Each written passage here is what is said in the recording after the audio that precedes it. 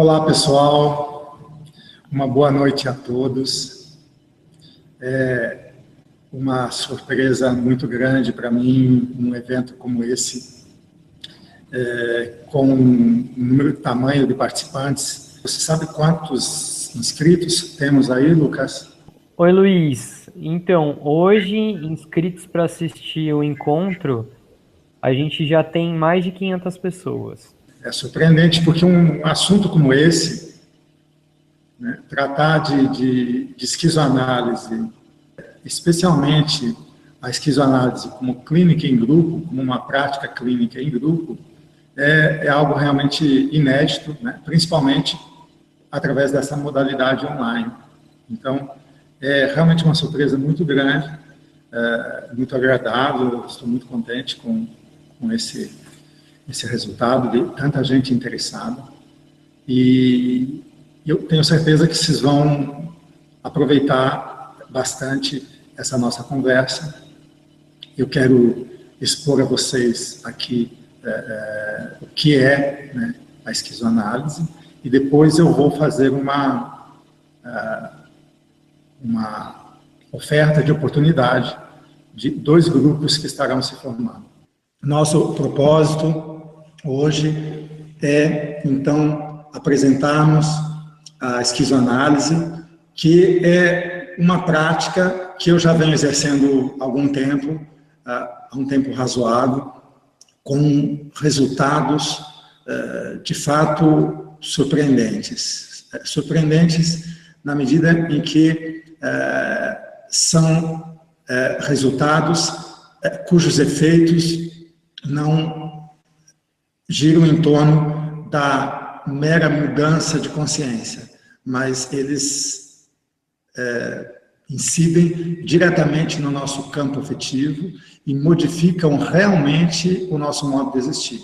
Nosso modo de existir, nosso modo de sentir, de agir, de pensar, de imaginar, de usar a memória, de usar a linguagem, de usar os movimentos, enfim.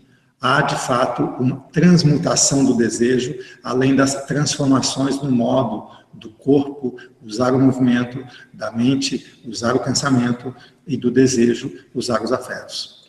Esquizoanálise é realmente uma prática revolucionária, uma prática libertária do desejo, e enquanto uma prática que contempla o cuidado de si, né, uma prática de si, né, ela é extremamente privilegiada, né, extremamente eficaz. Enfim, então eu quero apresentar, né, isso que foi uma invenção de dois pensadores franceses, um filósofo, outro até então psicanalista, um chamado Gilles Deleuze e outro Félix Guattari. Né?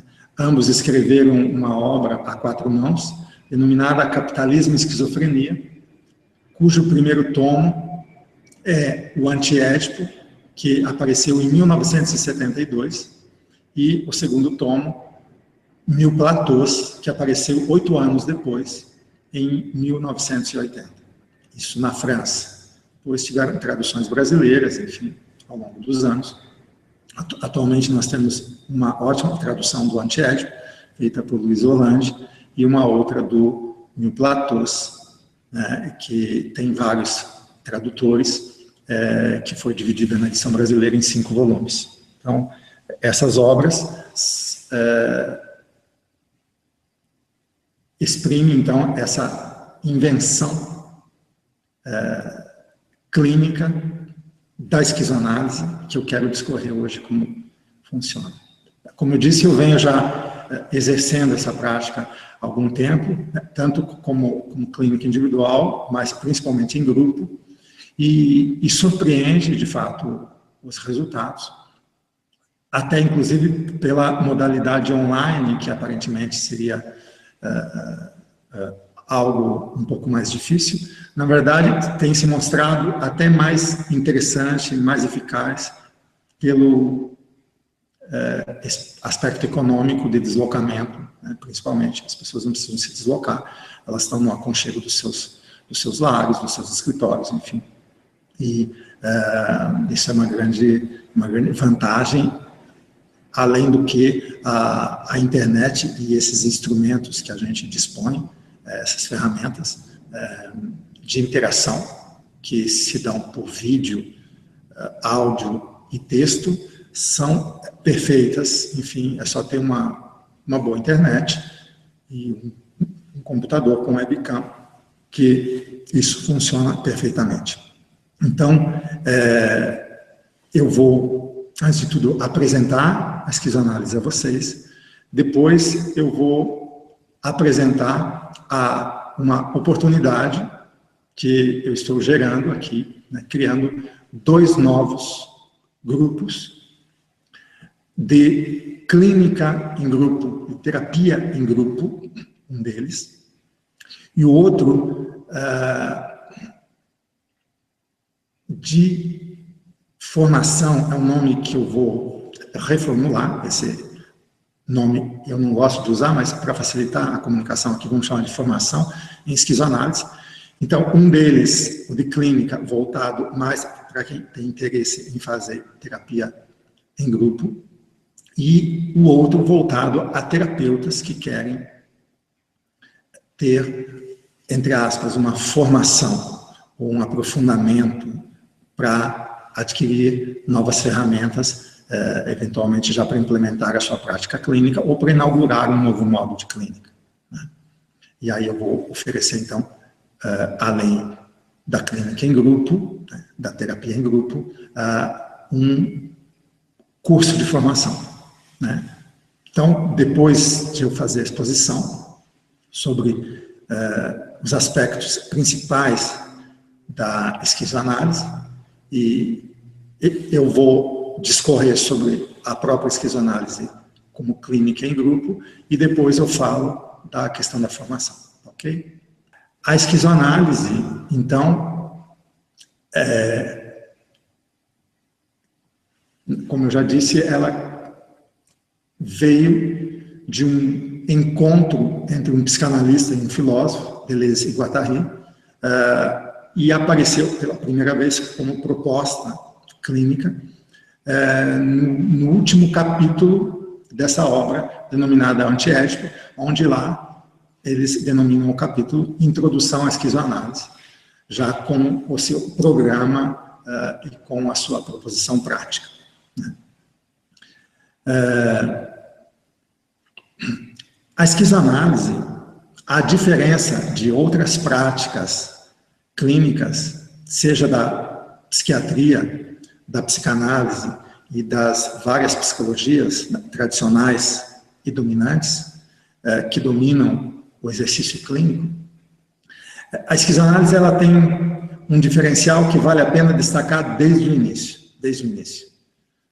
E claro, esse diferencial da esquizoanálise não é à toa, né? Ele vem de um pensamento filosófico extremamente potente, que é um pensamento ligado à filosofia da diferença, a um modo nômade de pensar, né?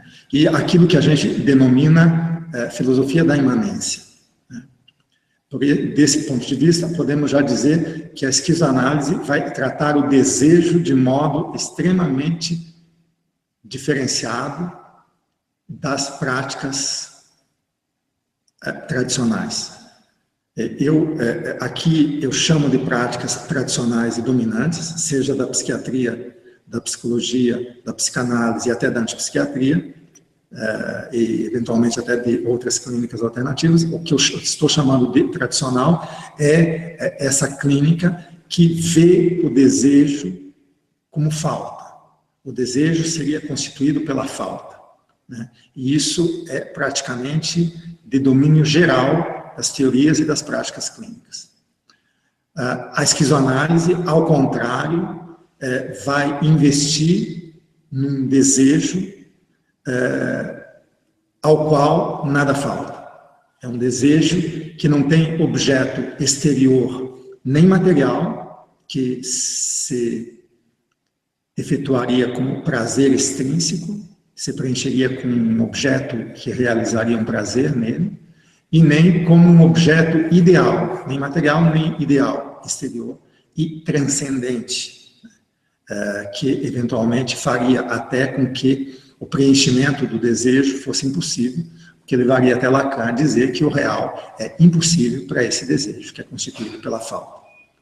Então, a esquizoanálise jamais trata o desejo como falta, ao contrário.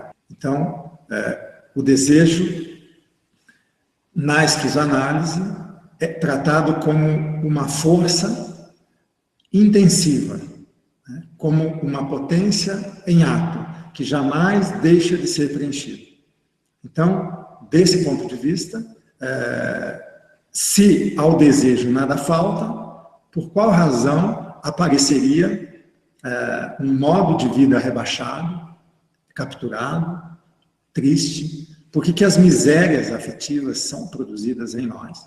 Enfim, e isso teria que necessariamente vir de um mau jeito com a vida em sociedade.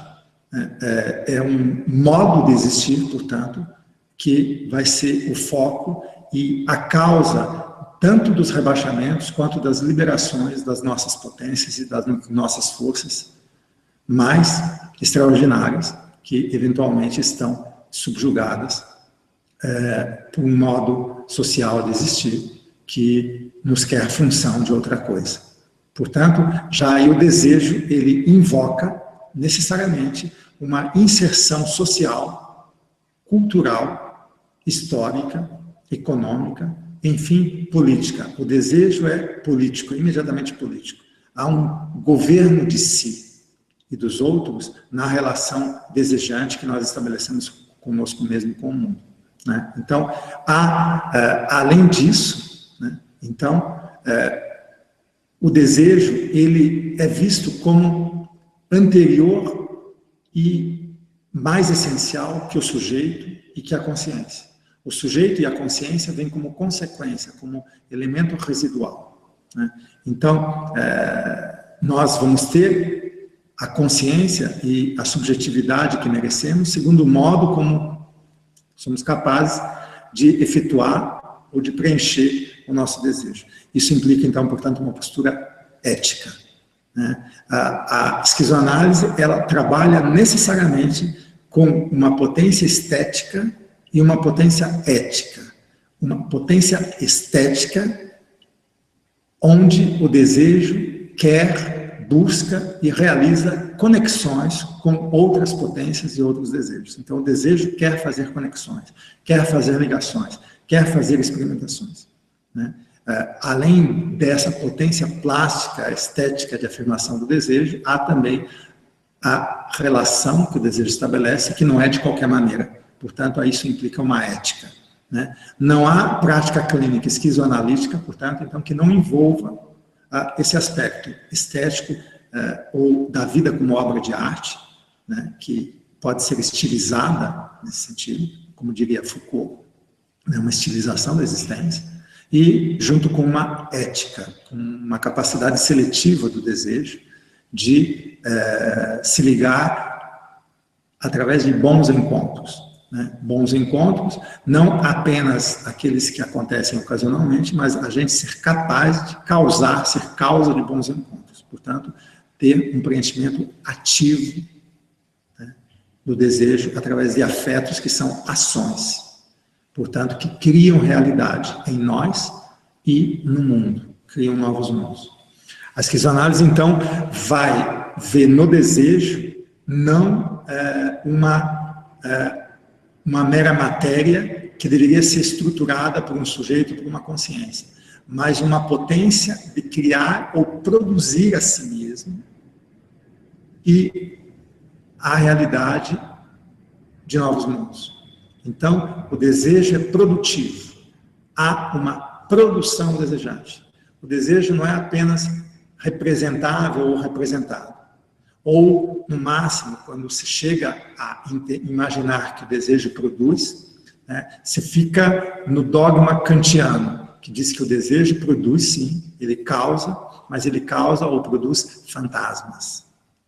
Para nós, o desejo, a última coisa que ele produz produz são os fantasmas, é como um efeito do efeito. O principal da produção desejante é a produção de realidade. E de realidade enquanto potência de criar realidade. É uma produção de produção. É uma produção da própria potência, é uma produção do próprio desejo. Portanto, é uma produção desejante que vai modificando o nosso próprio modo de desejar. E, nessa medida, o nosso modo de sentir, de agir e de pensar. Né?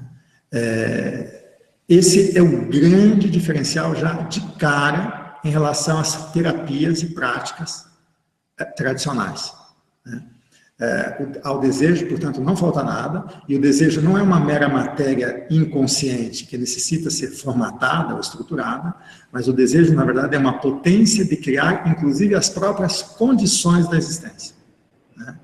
É uma potência de produção, é um processo de produção. Aqui dá para ir além e dizer que o desejo, ele coincide, enquanto processo de produção, com o próprio processo de produção da natureza.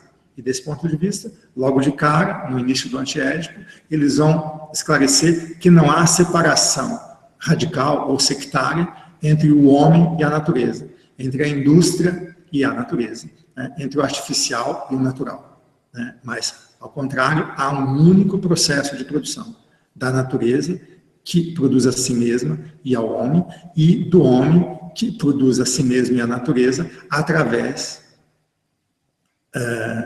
da própria natureza que ele tem. Né? Enfim, nós, então, somos uma potência de produção e não uma substância em si que desejaria encontrar a sua identidade.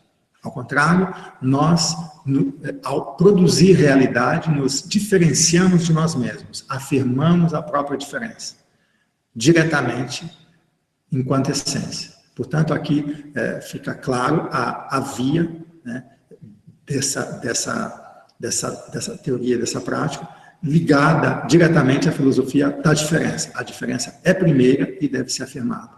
Portanto, o inconsciente é ligado a uma multiplicidade. Não existe o inconsciente. E não existe aquilo que carece da consciência. Mas isso que é inconsciente, na verdade, é toda uma potência positiva e que ultrapassa o campo da psique. Por exemplo, em Freud, o inconsciente ainda é psicológico. Na esquizoanálise, existe inconsciente da natureza, em vários níveis de realidade, inclusive o inconsciente psicológico. Então, há uma pluralidade de inconscientes. Então, esse é outro grande diferencial. Né? E o inconsciente não funciona como um teatro ou como um sistema de representação ou de substituição, uma vez que ele, enquanto inconsciente, é um tanto selvagem, não civilizado e ameaçador das relações de sociabilidade. Não. Na esquizoanálise, o inconsciente é totalmente positivo. Eu falei do desejo, e aqui o desejo, então, ele é, na verdade, uma realidade imanente. Por que imanente? Porque ele tem uma essência cujo objeto, cujo ato que o preenche é imanente, é de dentro. Ele não depende de um objeto exterior que o preencheria e geraria prazer para ele. Então, esse aspecto é essencial, o desejo imanente, ao mesmo tempo o desejo como produção de si mesmo e de novos mundos, né, e não um desejo que carece de uma estruturação, de uma subjetividade organizada. Ainda que, claro, o sujeito, a consciência, a estrutura, né, será considerada como o quê? Como uma espécie de preposto social. Né? Nós, enquanto máquinas desejantes, necessariamente, ao entrar no engajamento da produção social, porque a produção social também é uma produção desejante, mas essa produção desejante que se torna social, ela necessariamente, ao se acoplar com o corpo social, com os códigos, as territorialidades e essa rede social, ela necessariamente produz em nós uma espécie de dobra ou de subjetivação que acaba por gerar um sujeito, né, ou que é um preposto de poder, sem o qual nós não nos tornamos peças dessa máquina social. E não tem como, de alguma maneira, a gente é peça de uma máquina social, né? Quando a gente usa o termo máquina, a gente está usando no sentido de uma produtividade, né? E uma produção de realidade. Então, não é uma mera representação. Há uma produtividade social, há uma maquinação social, e nós, enquanto máquinas desejantes, enquanto potências de produzir realidade desejantes, nos inserimos como peças dessa máquina. E na medida que a gente faz parte da produção social, de alguma maneira nos é introjetado, nos é delegado uma função, um papel, né, que vai ser constituído por nossa subjetividade. Então, esse papel, essa função, essa subjetividade e o sujeito que aí surge, né, é aquilo que a gente chama de eu, vulgarmente, né? Esse eu, portanto, vai ser sempre um outro em mim, né? Esse outro em mim é o modo como eu tenho para funcionar numa sociedade que pede atendimento a demandas, né? E que eu, de alguma maneira, me torne um atendente de demandas. De alguma maneira, então, há aqui uma conexão social que impõe uma espécie de assujeitamento, de um certo ponto de vista, e também de escravidão generalizada. Há tanto a captura da vida como assujeitamento, né? E nenhuma formação social foi tão longe nesse processo como o capitalismo, né? Ele leva a função de assujeitamento e a subjetividade ao máximo, mas junto com esse assujeitamento subjetivo, existe também um servilismo, uma espécie de escravidão generalizada, na medida em que nós fazemos parte da máquina enquanto peças, né? Desse ponto de vista, nós estamos bem dentro. Isso significa que necessariamente nós estamos rendidos, reduzidos a isso? De modo algum. Mas é necessário constatar, diagnosticar, mapear o desejo na sua inserção social, né? E nessa mesma medida, então, a esquizoanálise opera uma espécie de desconstrução. Desconstrução do que exatamente? Desconstrução das nossas capturas, desinvestimento das nossas cumplicidades, né?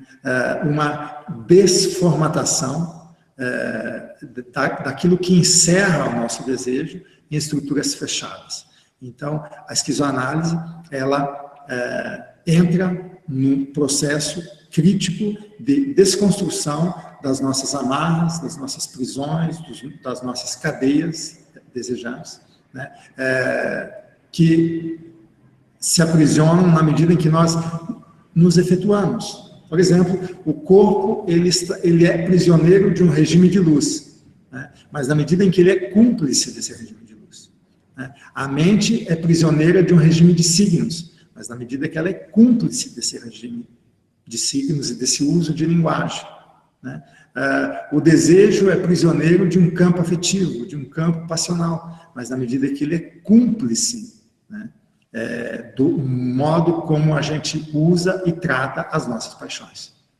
Então, a esquizoanálise vai focar nas nossas cumplicidades, e daí a desconstrução. Então, há um combate de si mesmo, como diria Nietzsche, não é um combate contra as forças do inimigo que estariam fora, mas é um combate entre as nossas forças, cujas dominantes, uma vez a nossa vida capturada, são forças reativas, né, e negações. Então, nós temos que reverter esse campo de força, fazer com que as forças ativas, com que os afetos ativos sejam dominantes em relação às forças reativas de adestramento do desejo, né? É necessário fazer uma reversão de si, uma transmutação no modo de desejar, e então esse combate é feito já, na medida em que nos relacionamos com a sociedade, no nosso próprio campo de batalha, que é o nosso corpo, a nossa mente, o nosso campo afetivo.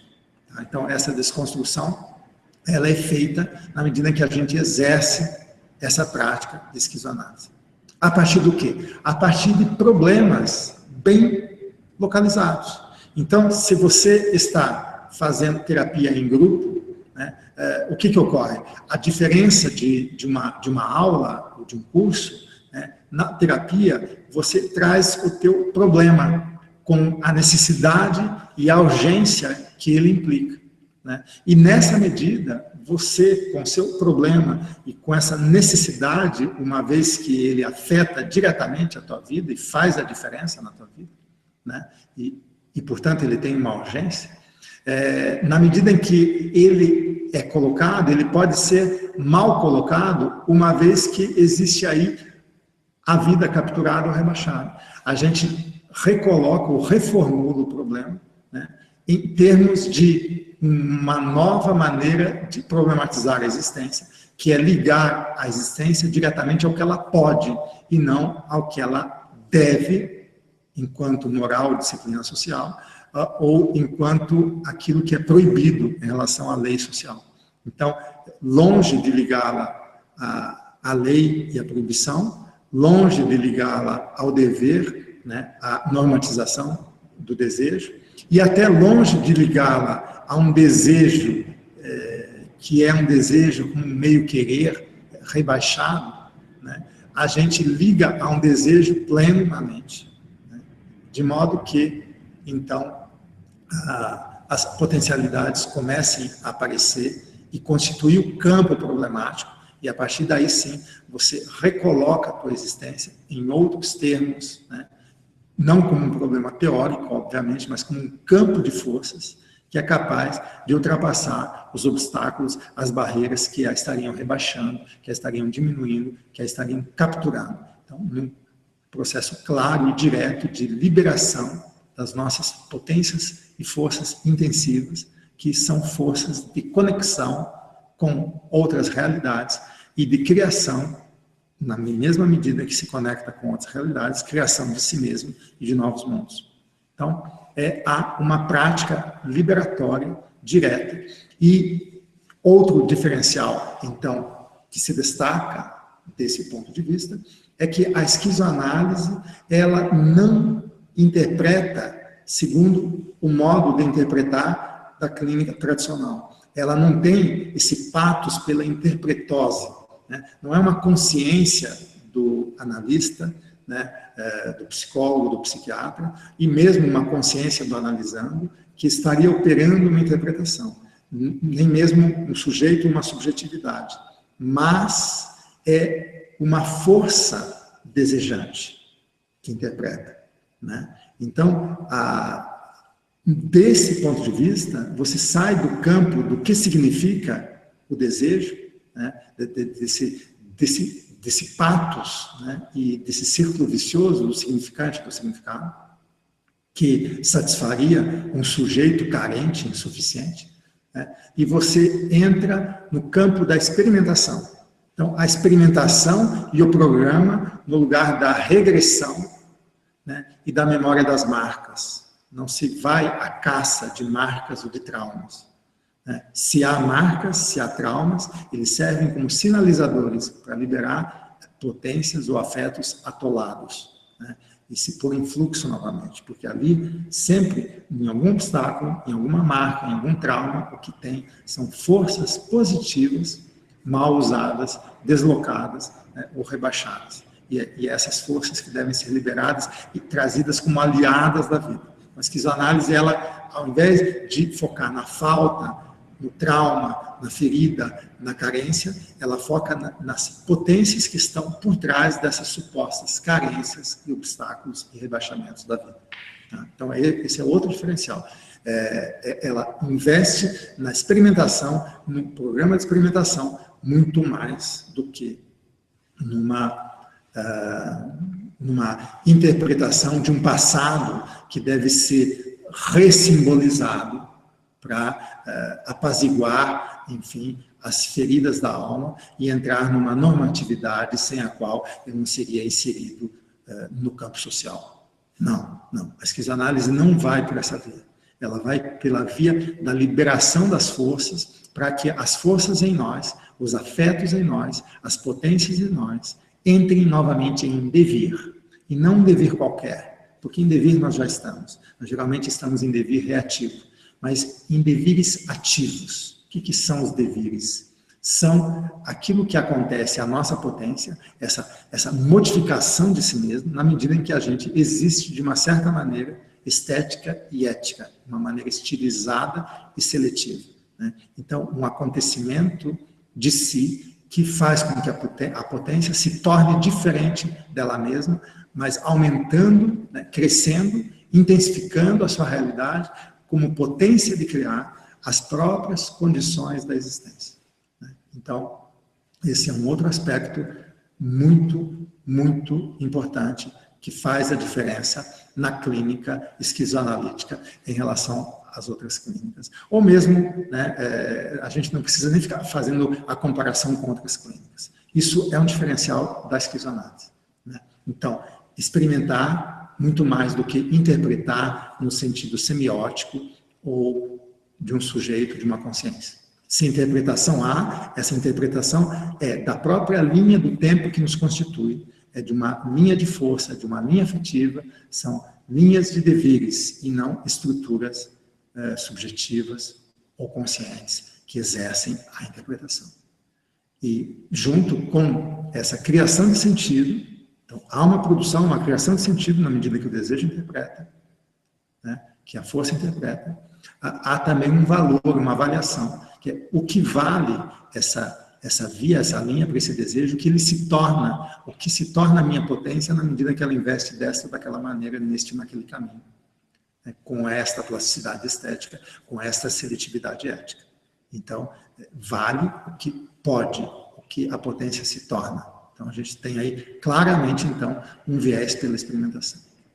Eu diria que tem muitas outras sutilezas, muitos outros aspectos na esquizoanálise, né, que eventualmente vale a pena destacar. Eu não vou me alongar muito, né, eu acho que esses são aspectos muito interessantes. Eu falei aqui do desejo, não enquanto falta, mas o desejo imanente. Falei do inconsciente, da produtividade, né, falei da experimentação, em contraste com a interpretação, né? E, ao mesmo tempo, da desconstrução do sujeito ou do eu em nós como um preposto de poder para colocar no lugar alguma coisa. Não, na verdade, é para produzir consistência em nós. Então, a esquizoanálise, ao invés de investir em estruturação do desejo, ela investe numa consistência, né? Numa coesão, no modo de corporificar o movimento no corpo, de exercer o pensamento e de preencher o desejo ou efetuar a potência. Essa coesão, essa consistência é um plano de consistência, né, que nos torna, ao mesmo tempo que uma multiplicidade, né, que faz coexistir uma pluralidade de forças em nós, um oriente afirmativo sem o qual a nossa vida não começaria imediatamente pelo acontecimento de si. Então, a esquizoanálise, ela preza por essa colocação da vida em contato imediato com o real, em contato imediato com o movimento enquanto move, com o pensamento enquanto pensa, com o devir enquanto devém, com o acontecimento enquanto acontece, sem as mediações da representação. Esse é um outro aspecto a ser destacado na prática, na clínica, desse ambiente esquizoanalítico. Um outro aspecto que eu acho que vale a pena destacar, antes de eu passar a outro assunto, é que a esquizoanálise, ela apreende uma espécie de fabricação de doença. Há, digamos assim, tendências mórbidas da sociedade, que são, na verdade, tendências institucionais, instituintes de um rebaixamento da vida, sem o que não haveria um assujeitamento e uma escravização generalizada da vida. Então, dependendo da formação social, e a nossa não é exceção a esse aspecto, há um investimento direto no rebaixamento da vida. E quando se investe diretamente no rebaixamento da vida, investe-se em contrapartida no seu empoderamento. Então, eu preciso rebaixá-la para depois oferecer o modo sem o qual ela não se empoderaria. Então, empoderar-se é a É a contrapartida de um desejo tornado impotente. Então, empoderar-se não é saída, não é libertação. Ao contrário, empoderar-se desse ponto de vista é um novo enclausuramento, um novo fechamento de si. A gente acha que está ganhando muito conquistando poder, na verdade nós estamos dando um tiro no pé. Nós estamos investindo na nossa despotencialização, aumentando o buraco subjetivo em nós e investindo ainda mais num significante dominante que eventualmente nos daria reconhecimento e compensação para as nossas misérias afetivas e desejáveis. Né? Então, nesse sentido, o que acontece? A esquizoanálise ela vai desindividualizar a culpa ou a falta e desfamiliarizar também a culpa e a falta. E, claro, quando eu falo em culpa e falta, eu estou falando também em doença, seja corporal, mas principalmente mental. Né? Então, a doença mental, né, a neurose, a psicose, a esquizofrenia, né, o autismo, etc. e tal, geralmente são atomizados dentro do indivíduo. É como se o indivíduo tivesse um problema, né? Mas isso é produzido, isso é uma interiorização do elemento mórbido, né? Isso não é constitutivo da nossa vida ou do nosso desejo, essa falta, essa carência, essa insuficiência, essa doença. Ao contrário, é uma produção social. Então, se produz esquizofrênico como se fabrica Volkswagen, por exemplo. Agora, desse ponto de vista, há uma denúncia. A esquizoanálise vai dizer, ela não diz exatamente nesses termos, mas ela poderia dizer, se ela não diz, digo eu, enfim, que não há sistema político e econômico, né? Não há uma economia política mais eficiente de poder e de controle que interiorizar o aparelho de controle. Então, é aquilo que Foucault já denunciava. Há uma interiorização de um panópticon em nós. Nós funcionamos ao modo de um panópticon. Né? Somos inteiramente vigiados e vigiamos, né? Mas o vigilante é invisível, é imperceptível. Então, há um policial em nós, né, que exerce o controle sobre o nosso caos, sobre a nossa multiplicidade intensiva e sobre as outras multiplicidades intensivas, né? Ao mesmo tempo que se torna um delator em potencial. Né? Então, para isso é preciso responsabilizar e culpabilizar, interiorizar a falta e, junto com a falta, também o anormal, né? Aquilo que faz derivar, inclusive, a doença. O anormal, o desestruturado. É por isso que há um investimento direto no indivíduo, né, e na família, para que eles se tornem máquinas de produção de indivíduos e pessoas eficientes, né, cujos corpos estejam organizados numa eficiência, cujo desejo esteja responsabilizado através de uma moral e de um saber prático, e cujo pensamento esteja verificado, né, e formatado num sistema de autoridade que nos torna competentes. Tá? Ou seja, essa trindade da eficiência do corpo, da responsabilidade do desejo e da competência do conhecimento nos torna seres diligentes. Então, são esses diligentes que são estruturados. Para isso que serve a psiquiatria, a psicologia e a psicanálise, esses sistemas clínicos e valores dominantes, para estruturar esse desejo, para que a gente se torne diligentes, né? Ora, para que se estruture o desejo dessa forma, é preciso interiorizar, então, a culpa, a falta e a doença. O que a esquizoanálise vai dizer? Ora, o delírio não é individual, o delírio é social, o delírio é histórico, o delírio é cultural. A doença é uma produção de morbidez e movimentos de morbidez sociais, e não é exatamente uma carência, uma falta, uma insuficiência individual ou mesmo familiar. No caso do esquizofrênico, por exemplo, que precisaria de 3 gerações para se produzir um psicótico, né? Então, seria encerrar a falta, a ausência, responsabilizando a família. Ou então, no caso do neurótico, responsabilizando o indivíduo. A esquizoanálise abre tanto o indivíduo quanto a família para maquinação social. Certo? Então, isso eu acho que é um outro aspecto extremamente importante. E, nesse sentido, né, ela vai lidar também com os nossos vários planos de memória, de cultura e de formação social.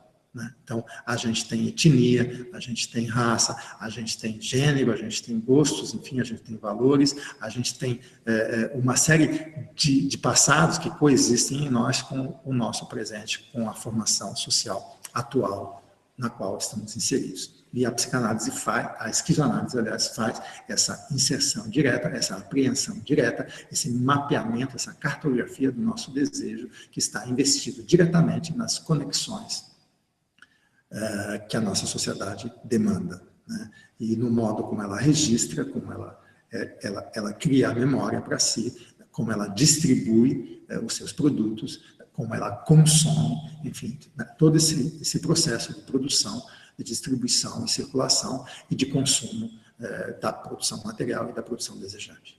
Certo? Eu acho que, então, a gente já tem aqui, digamos assim, elementos suficientes para perceber, ao menos um pouco aproximadamente, né, o viés, o potencial revolucionário que essa clínica esquizoanalítica tem, no sentido de resgatar tudo que há de positivo nas nossas forças, né, o nosso campo potencial que está aí subjugado e que pode se tornar aliado da nossa capacidade criadora, não só de realidade, como das próprias condições de existência, em vez de a gente simplesmente responder a condições de existência dadas e sermos escravos dos problemas estabelecidos para a nossa vida de fora. Assim, a gente mesmo se torna capaz de colocar a nossa existência como problemática, mas com uma zona problemática de potencialização de nós mesmos, de produção de si mesmos, de criação de si mesmos e de estilização da nossa existência, devolvendo a nós a nossa autonomia real. Então, é uma prática que investe diretamente na fonte, e a fonte está diante de nós, diante do nosso nariz. Nós não precisamos de nenhuma tutela, de nenhuma providência, seja pública ou seja privada. Nós podemos nos relacionar diretamente com a realidade. Então, é no nosso modo de existir, dependendo da maneira como a gente existe, que a gente encontra diretamente a fonte e bebe diretamente dessa fonte, que é a fonte do acontecimento, sem a qual não há produção de realidade em nós e fora de nós. Então, essa relação direta que a esquizoanálise estabelece. Então, portanto, ela é uma micropolítica do desejo. Ela necessariamente, então, envolve deveres revolucionários em nós. Há, no modo como a gente trata um problema que nos chega, um investimento numa transformação incorporal da nossa visão, né, mental, que, ao mesmo tempo, opera uma produção de sensação, de sentimento, de afeto, de sensibilidade, de modo de sentir, de pensar e de agir do nosso desejo. Então, essa visão, essa transformação incorporal é algo que acontece no mesmo lugar, claro, a partir de uma mudança de ponto de vista. Então, ela opera uma mudança de ponto de vista. Muitas vezes, então, alguma coisa que chega como carência, como ausência, como desmoronamento, né, é devolvido como uma presença estranha, ainda sem forma, em vias de efetuação. Então, gente, bom, há efetivamente essa mudança de visão. Por exemplo, me chegou um caso de assédio, né? O assédio, que era visto como um assédio, acabou por ser revisto como o assediante ocupando, de alguma maneira, a mesma condição do assediado. Né? E essa visão não surgia até então. ela era uma visão já estigmatizada, havia uma espécie de programa mental que sempre atribuía a esse outro uma espécie de atitude de abuso, né, de assédio. E, na verdade, o abusador era também uma vítima de adultos que eram cúmplices e coniventes com um destrato com a vida de dois adolescentes, digamos assim, né? Então, é um exemplo aqui, claro, impessoal, eu não posso nomear, mas, na verdade, foi uma coisa muito, muito concreta, é um exemplo muito prático e direto de uma mudança de visão, né, quase que instantânea, né, gerando um novo sentido e uma liberação, porque você não passa mais a investir o suposto agressor como um inimigo simplesmente torpe, que deveria ser afastado, combatido, negado, né? Mas você passa a ver um outro ponto de vista, você multiplica os pontos de vista, né? Para dar exemplos rápidos e singelos, né?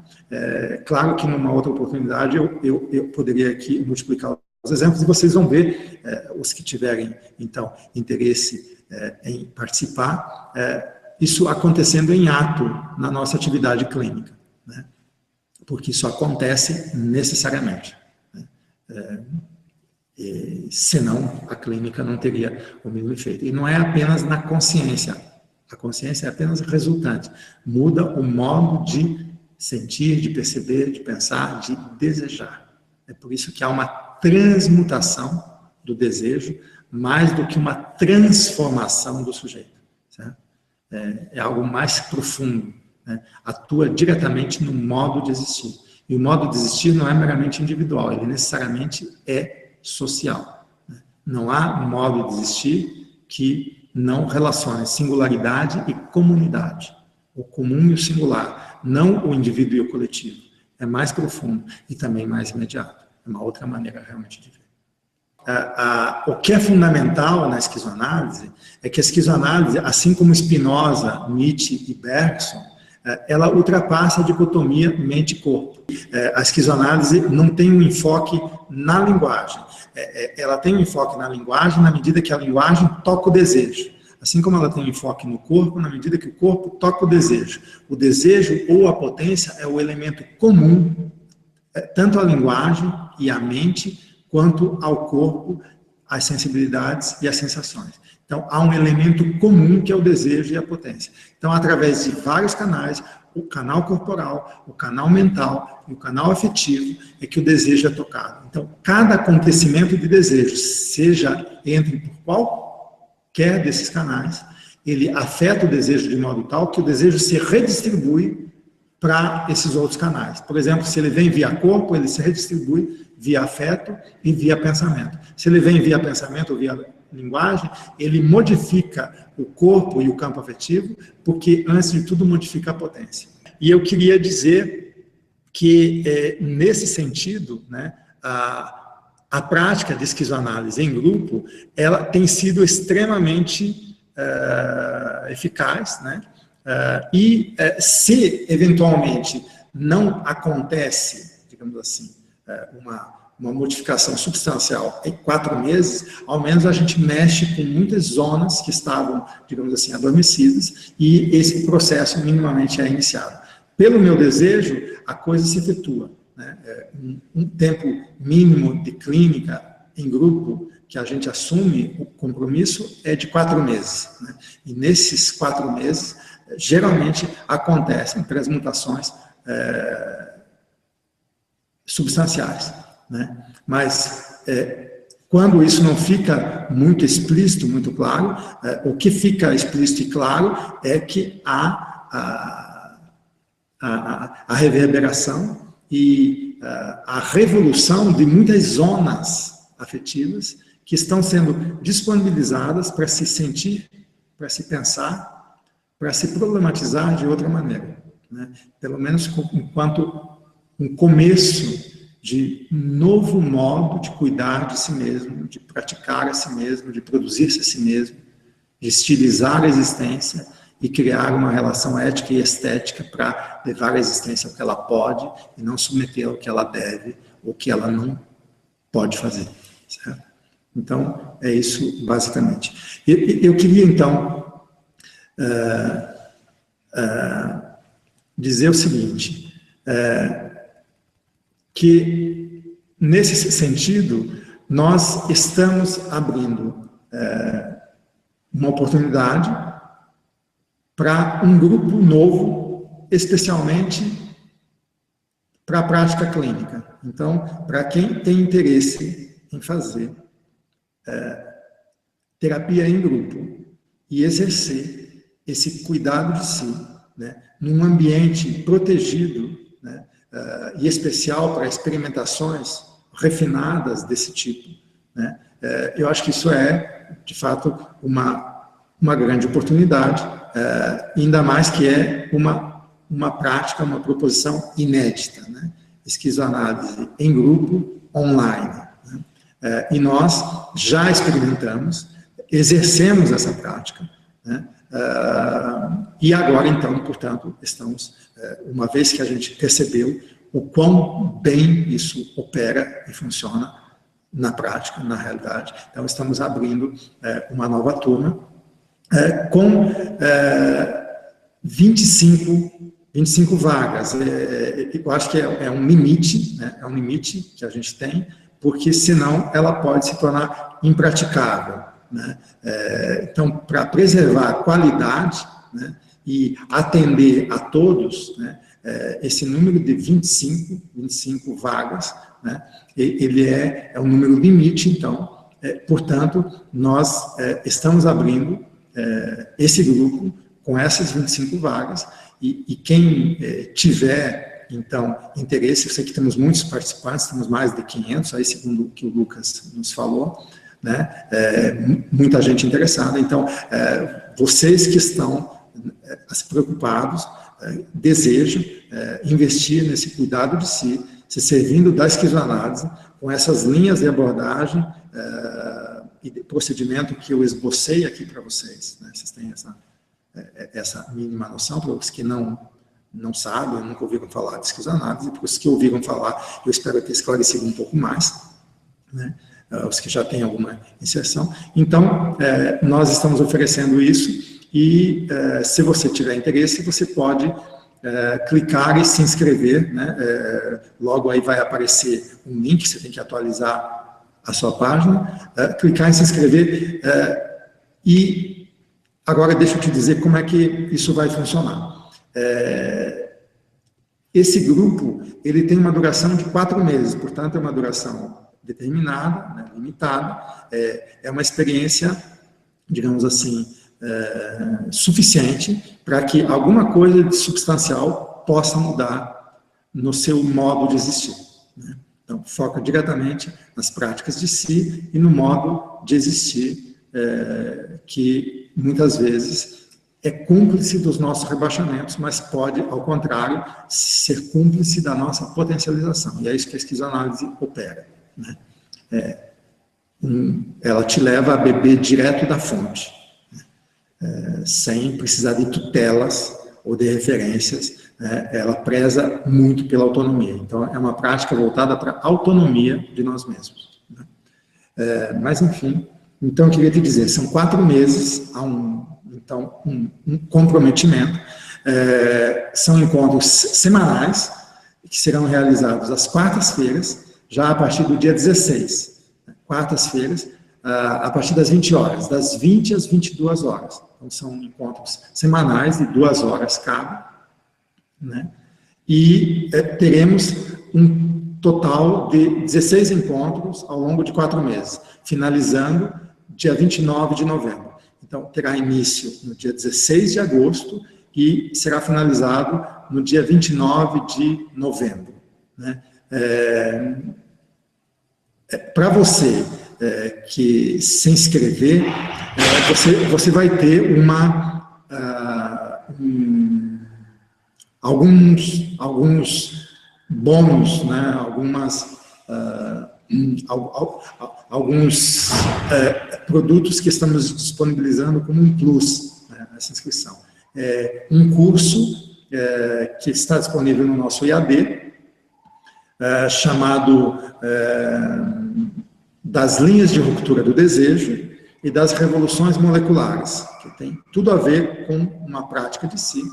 Ali temos aulas bem interessantes para ajudar nessa desconstrução de si, nesse combate e, ao mesmo tempo, nessa postura criativa que a esquizoanálise evoca em nós.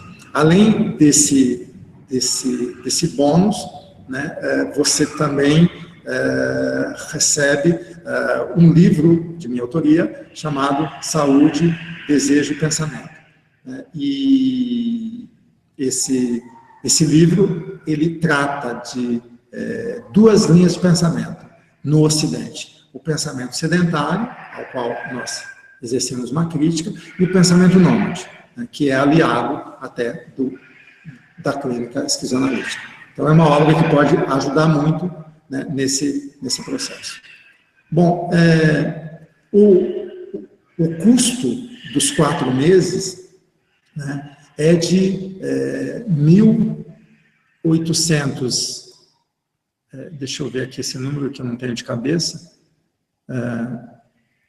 é de R$ 1.870, dividido em até 12 vezes, 12 parcelas de R$ 156 cada, via cartão de crédito. E para quem quiser fazer à vista, há um desconto ficando por R$ 1.600, podendo ser pagos no cartão, no boleto ou por transferência bancária.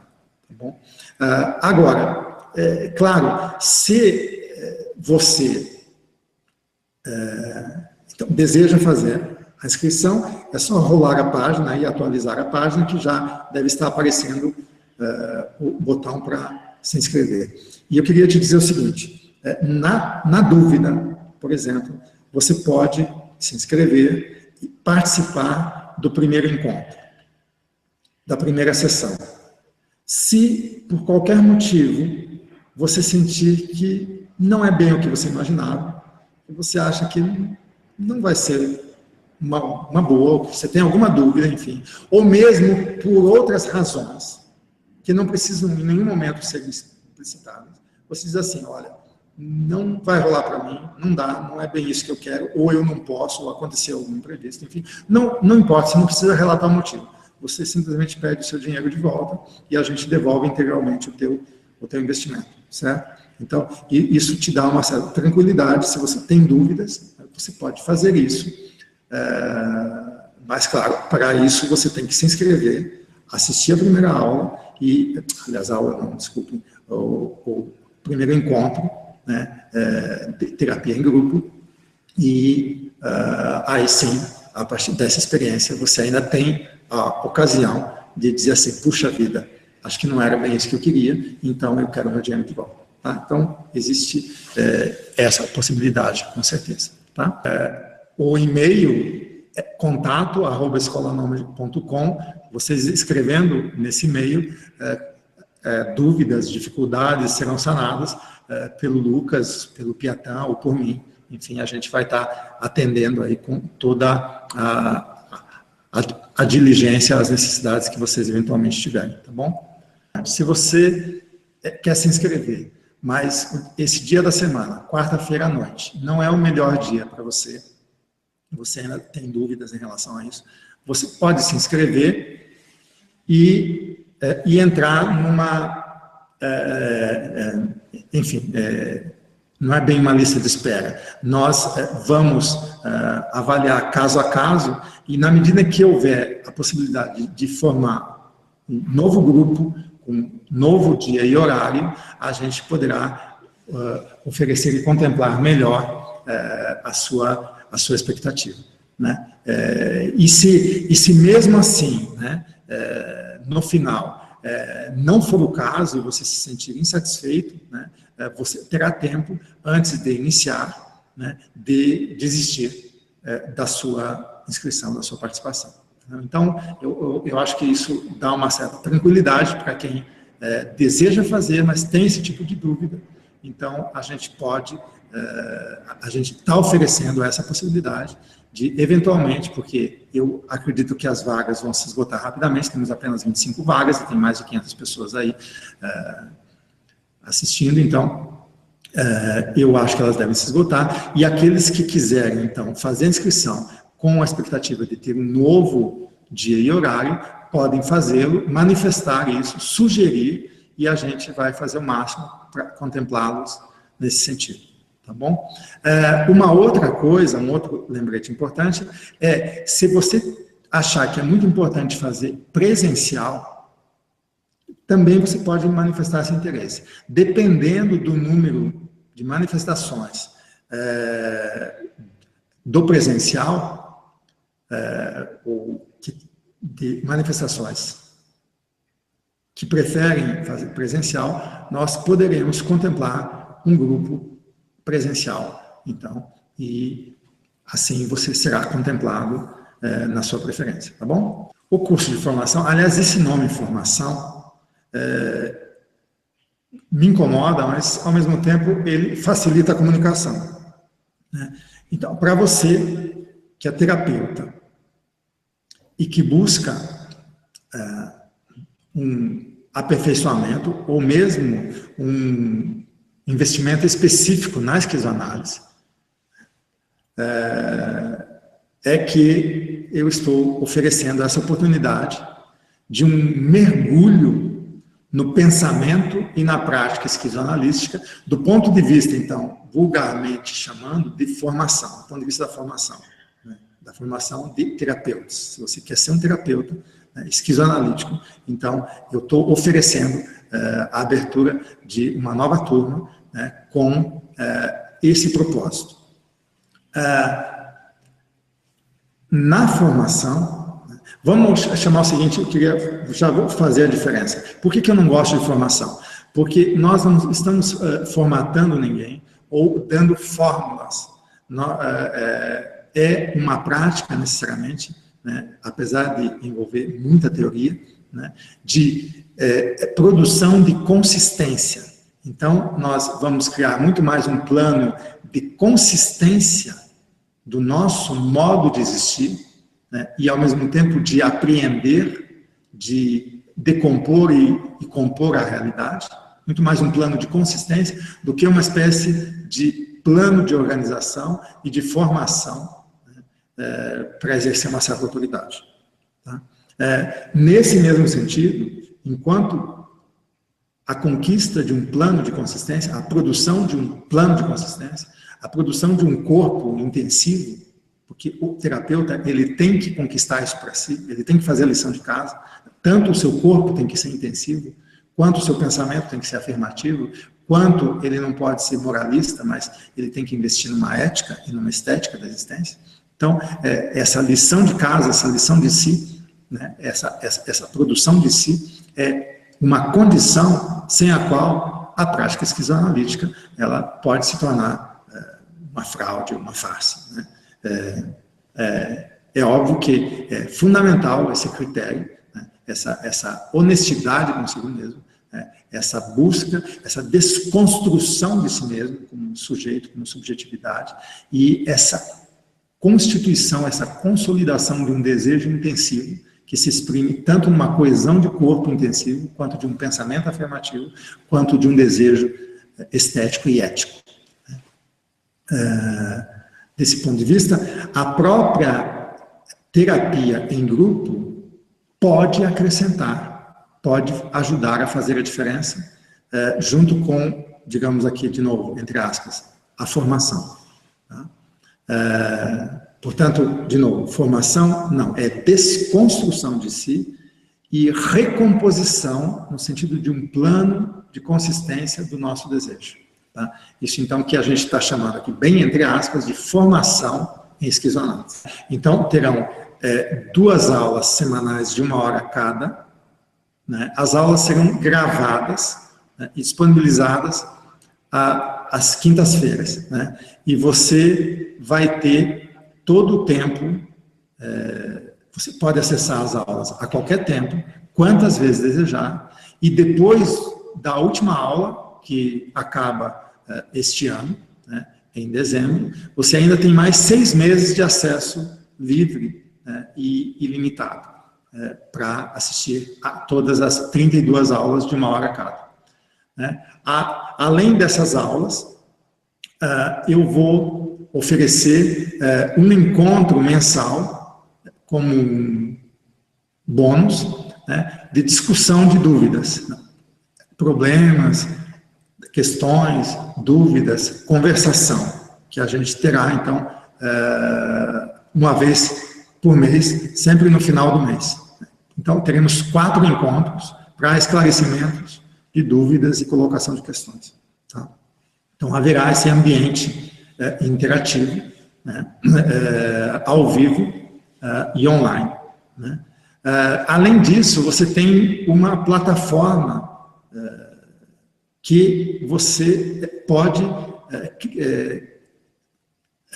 efetuar a participação ativa, interativa, com os participantes do curso. Então, haverá todo um ambiente vivo, ativo, experimental, de trocas de experiências e de conhecimentos no próprio ambiente do site, tá? Nessa plataforma de alunos, vamos chamar assim, ou de participantes. Tá?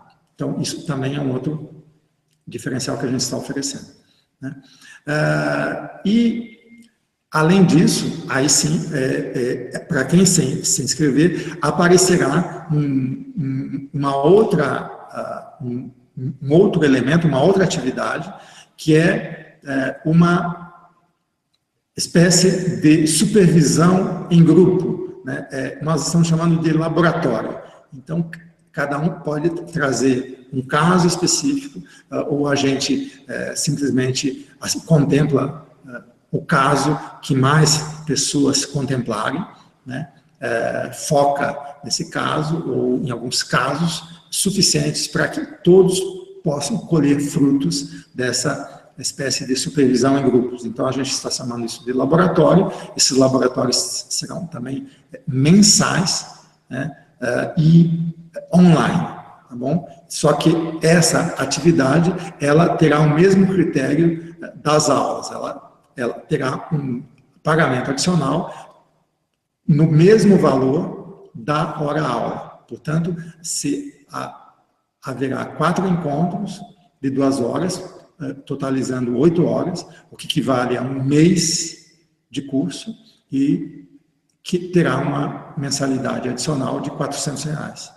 Então, já que eu toquei na questão dos valores, vamos agora falar do valor do curso. O valor do curso, ele é o mesmo que da terapia em grupo, então, R$1.870, dividido em até 12 vezes, né?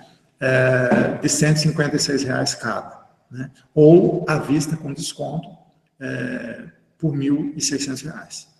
Olha só, então, você pode assistir a 4 aulas do curso, as 2 primeiras semanas, os primeiros 15 dias, e ainda ter a condição de desistir e receber integralmente o teu investimento de volta. 100% daquilo que você investiu, você recebe de volta, se você simplesmente, por algum motivo, disser assim, não é para mim, não dá para mim, eu não quero, enfim, ou não posso, sabe, não importa qual motivo, você diz assim, solicito a devolução do meu dinheiro, do meu investimento. Então, você tem 15 dias de experimentação, de experiência, através de 4 aulas, para decidir se você quer ou não seguir, né? Então, isso também é uma condição que a gente oferece para a pessoa realmente ficar mais à vontade na hora de fazer a inscrição. Existem bônus também, né? Quem fizer a inscrição no curso terá esse livro também, Saúde, Desejo e Pensamento, mas principalmente um curso que se chama 1000 platôs,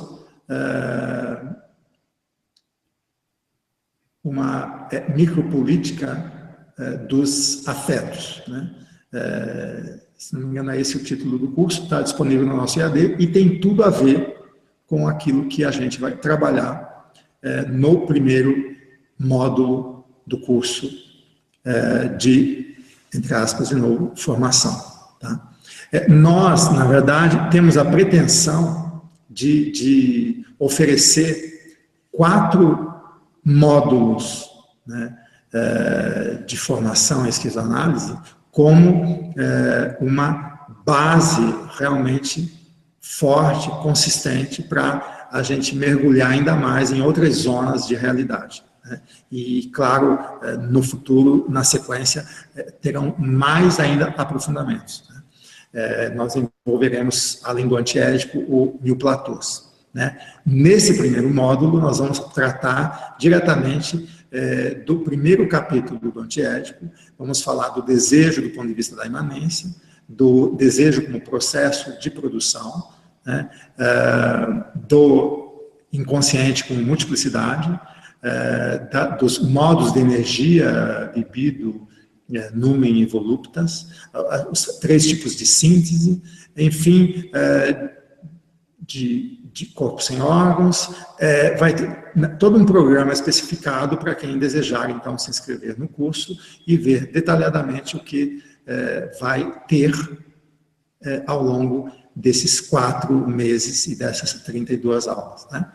Então, como eu disse, você, além dessas 32 aulas, você tem um encontro online, ao vivo, para ser contemplado nas suas questões, nas suas dúvidas, e ainda a ocasião de se inscrever nos laboratórios. Serão 4 laboratórios, um por mês, né, onde eles funcionarão como uma espécie de supervisão em grupo, onde vamos tratar de casos clínicos ou de problemas específicos ligados à clínica, certo?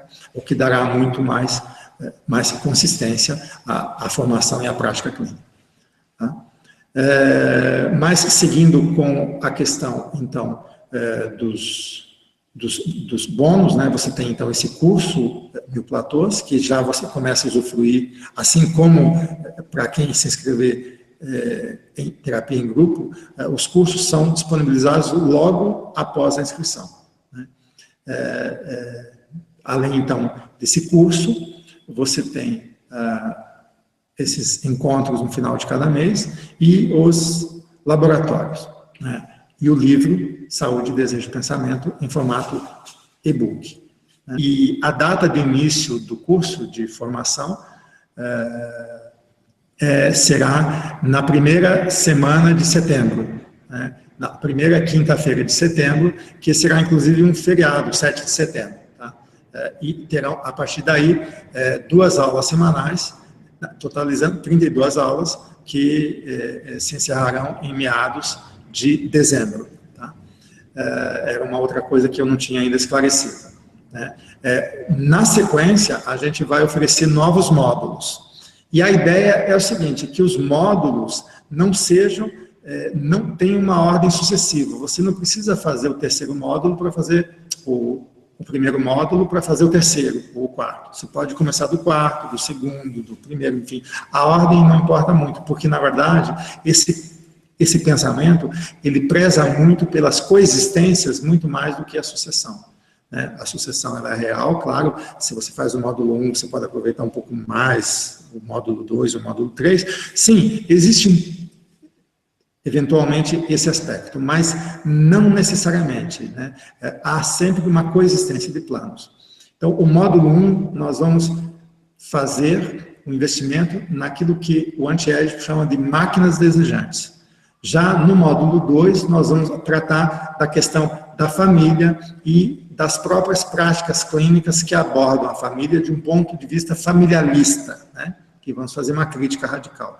O módulo 3 vai envolver os tipos de formações sociais que implicam uma economia, uma política e um modo de desejar, de se relacionar diferenciados. Então, as várias formações sociais, inclusive as questões sei lá, patológicas que podem surgir daí, e como, na verdade, essas formações sociais coexistem em nós. Isso seria o terceiro módulo.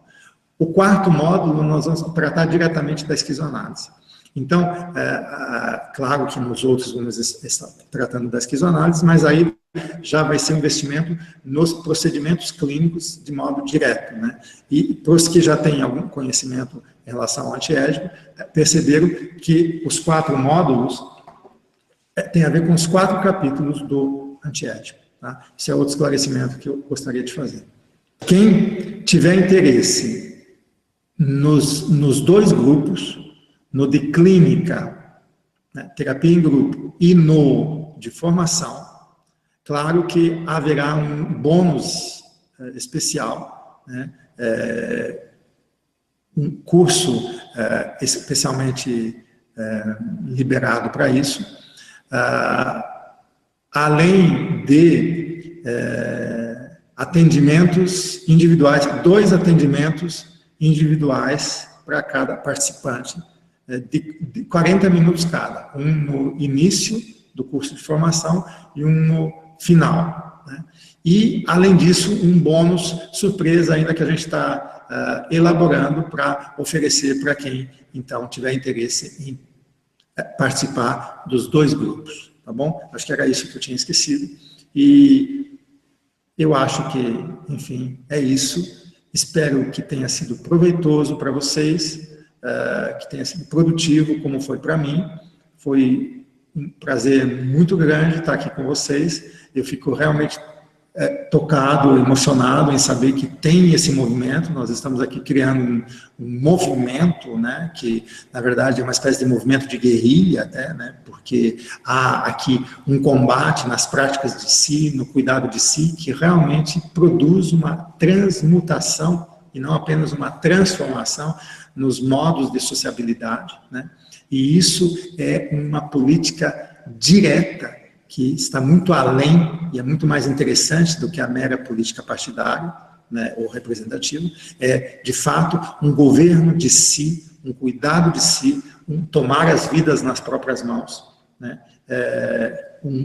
produzir o próprio destino, e isso sim é extremamente inovador e revolucionário. Eu sinto que há aqui um movimento nesse sentido, por isso eu fico emocionado, tocado, sinto que nós estamos fazendo uma coisa muito interessante, que de alguma maneira tem um efeito histórico importante, né?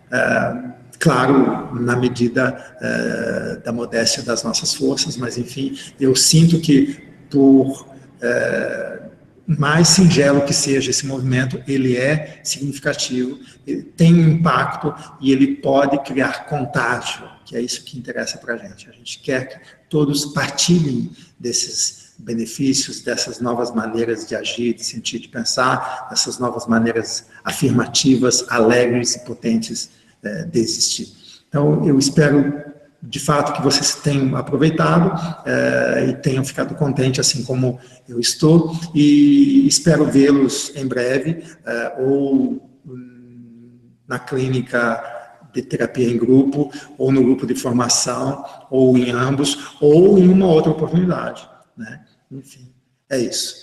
Muito obrigado a todos e a todas, e espero vê-los em breve. Um grande abraço. Obrigado pela atenção.